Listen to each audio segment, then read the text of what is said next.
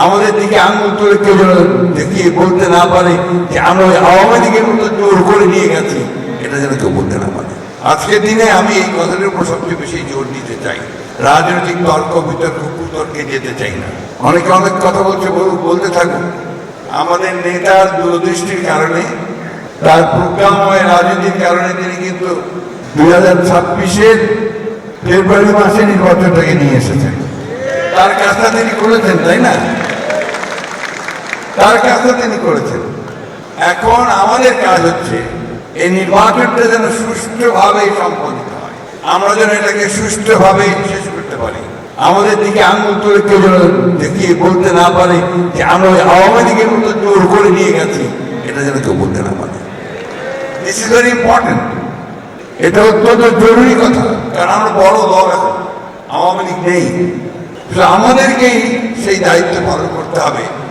একটা সম্পূর্ণ নিরপেক্ষ সুষ্ঠু নির্বাচন যেন হয়, তার জন্য আমাদেরকে কাজ করতে হবে। তার জন্য এখন থেকেই আমার মনে হয় ছাত্র দল, স্বেচ্ছাসেবক দল, যুব দল তারা তাদের কাজ শুরু করবেন, সেই প্রস্তুতি গ্রহণ করবেন এবং সেইভাবেই তারা তাদের নির্বাচনকে করবেন।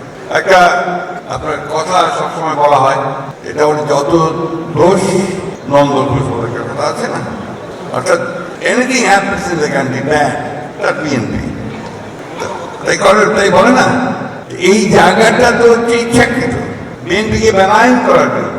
যেহেতু বিএনপি হচ্ছে সম্ভাব্য সামনের দিনের সারথি, যেহেতু বিএনপি সামনের দিনে রাষ্ট্র পরিচালনা করবে, সুতরাং তার বিরুদ্ধে এই সমস্ত মেলাইন করে তাকে যত খাটো করার চেষ্টা করা যায়। আমরা একসাথে 15 বছর লড়াই করেছি, একসাথে আমরা জেলে থেকেছি, কারাগারে থেকেছি।